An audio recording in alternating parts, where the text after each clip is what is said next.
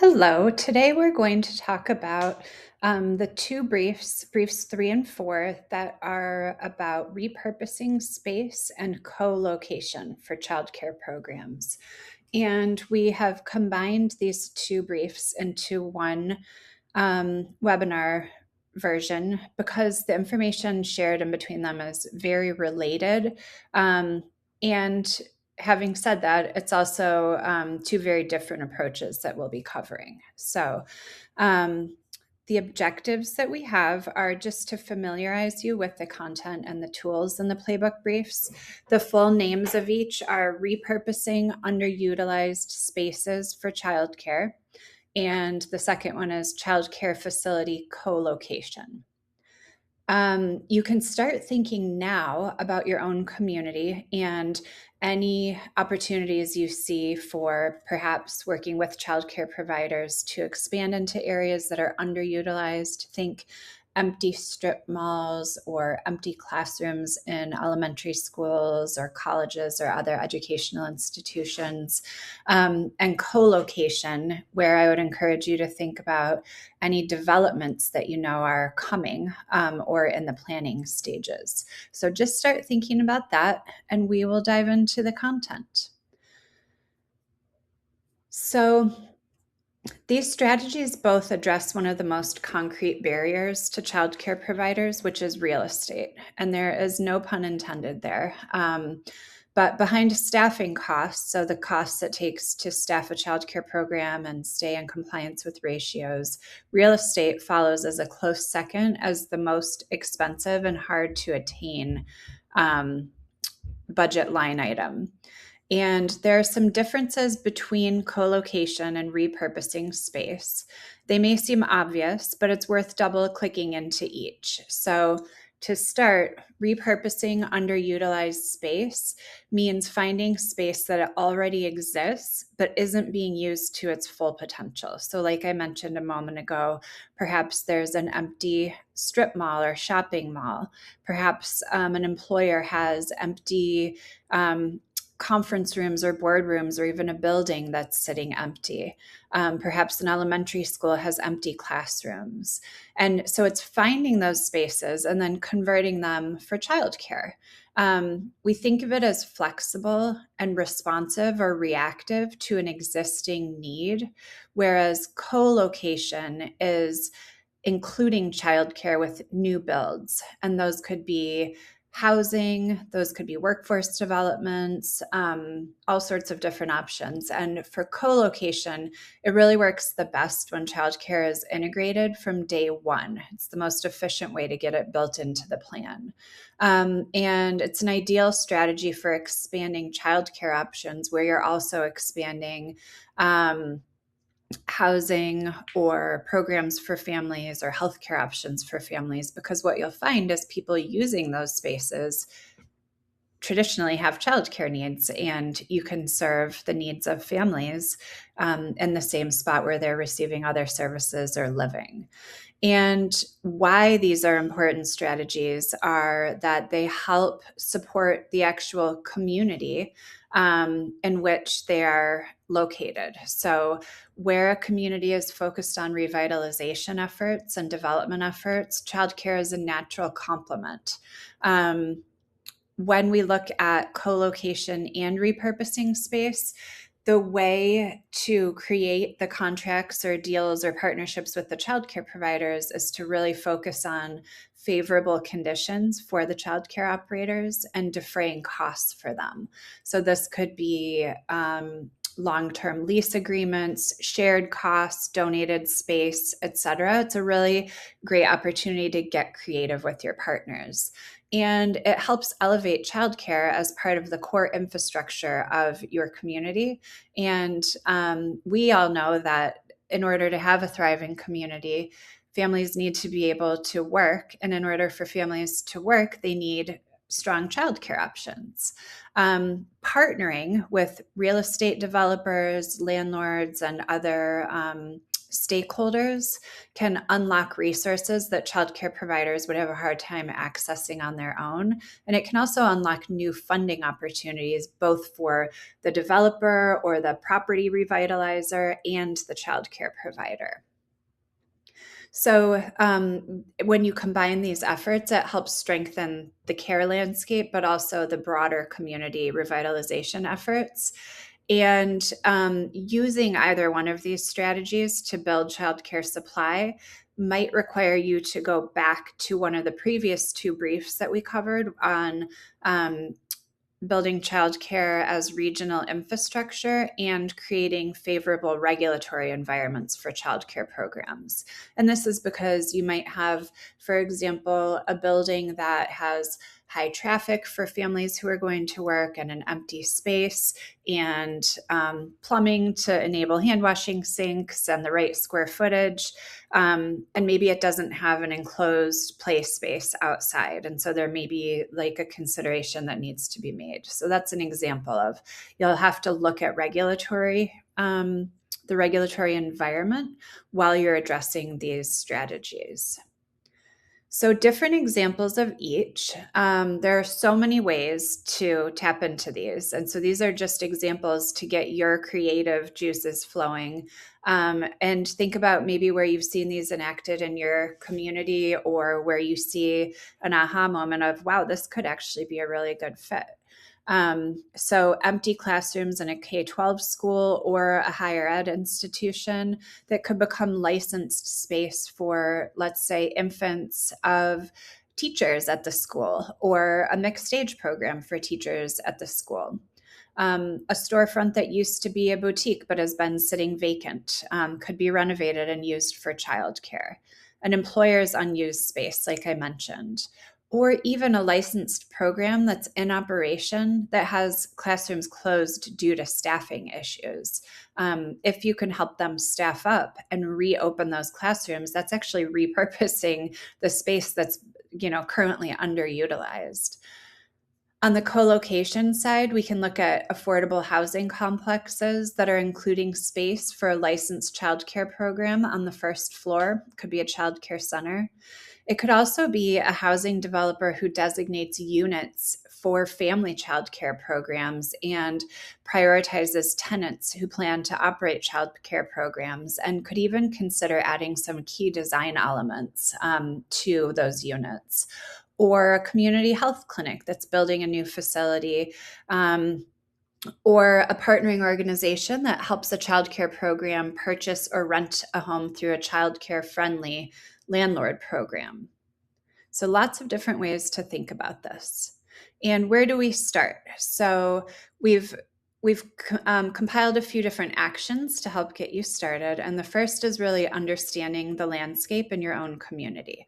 Are there empty spaces? Are there different groups that need care? Are there upcoming development efforts? Next, you'll want to form connections and begin conversations with local property owners, landlords, and developers.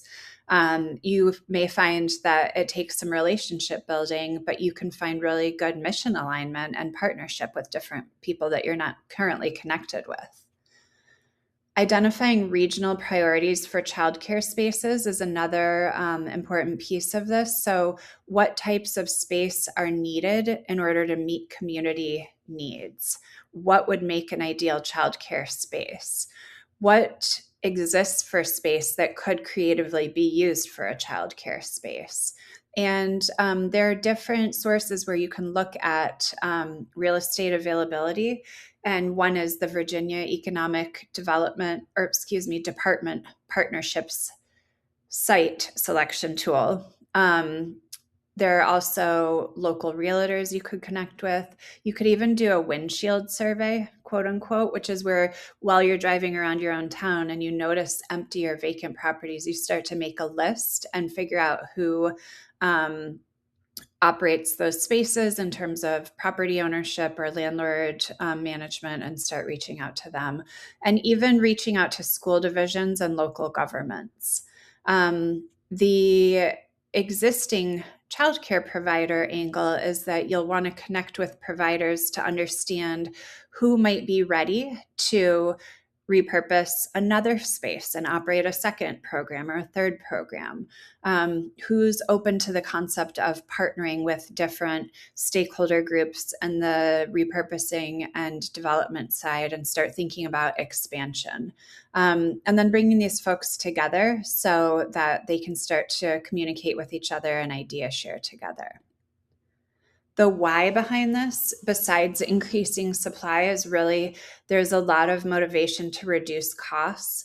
And both of these efforts, repurposing space and co-location, both require a lot of coordination. So coordinating zoning, permitting, building codes, and childcare licensing. A lot of times these systems operate independently, but they can be aligned with the right partners in place. And this is where you can come in and really help support and facilitate those connections. We find that these projects go better when we're working together and that it's an iterative project and process. So the first time you work on a partnership, where you're helping someone figure out how to repurpose space, you're going to learn a lot, and you can apply those learnings and strengthen the path forward on the next project and the next one and the next one. So you'll find that you get better and better. How do we do this? So figuring out community properties that might be available or upcoming development projects, reviewing code requirements, whether that's building codes or zoning or childcare regulations, with flexibility in mind, and then exploring different partnership models. So it could be real estate owners, or it could be an employer sponsorship. So an employer provides a space for their employees. And then through that, you might be able to help them figure out that they qualify for the 45F tax credit. Historic preservation is another piece that we've heard. A program specifically in Virginia was able to tap into some preservation funds, and it resulted in really favorable lease terms and unique funding sources. And then publicly owned property. So maybe there are properties that can be used for a community sponsored or community impacting program, such as childcare.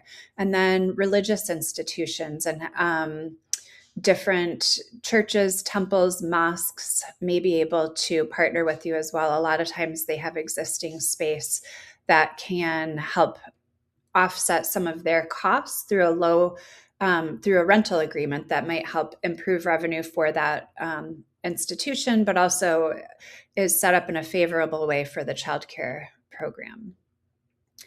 And how do we do this? So looking, start early. This is the number one thing for co-location, and identify incentives and benefits for all the parties involved to help create this project.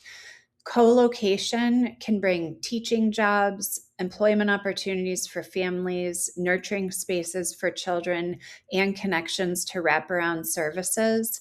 And this can help increase the desirability of new development projects. And so finding the right partners who are mission aligned, who are thinking long-term about these efforts and are open to sharing costs and services, these will all really benefit the childcare operators in starting stable, sustainable businesses. Different opportunities and resources. So you can use a connection with, let's say, if you were able to build a connection with an affordable housing developer, they might help you tap into upcoming developments and available sites and just have an expanded perspective on where those opportunities might lie. Religious institutions, hospitals, community centers, they might have unused conference rooms or office spaces or empty buildings. School districts and other educational institutions might have, again, empty classrooms or closed buildings. And then different financing partners or lenders can also help you tap into different capital resources. And so those are all good relationships to start forming. And there are many other examples of these in the playbook, the briefs themselves. So some of the different resources, the Virginia Main Street program is great for identifying sites for repurposing and development. The 45F employer provided tax credit is really important to become familiar with, and we will be building a future brief and resources around that. And then just some of the resources that we've already pulled together. Within those briefs themselves, you'll find clickable links to take you to these direct examples, both of Virginia specific programming and programs happening in other states and other communities. So, as we wrap up, just consider what partners might you think about connecting with in your community? What connections do you see between these strategies and the previous strategies that we talked about? So, how can we blend these different strategies and approaches together with a goal of having the most attainable system for childcare programs to operate safe, high quality programs for children and families? And as you think about what feels like the most logical starting point, think about providers in your area. Who might be ready for a conversation about expansion? Who might be ready and really, really excited about the possibility to get staffed up and open more of their classrooms back up? Who's bursting at the seams, who's super motivated, who's very comfortable working in ambiguity and figuring out new things. For childcare providers and development, real estate development, and landlord partners, that comfort with ambiguity and figuring out things and creativity are really good qualities to look for, and for you to bring to the table as well. That concludes this presentation, and we look forward to hearing your feedback and updating these resources as you start to implement strategies in your communities. Take care.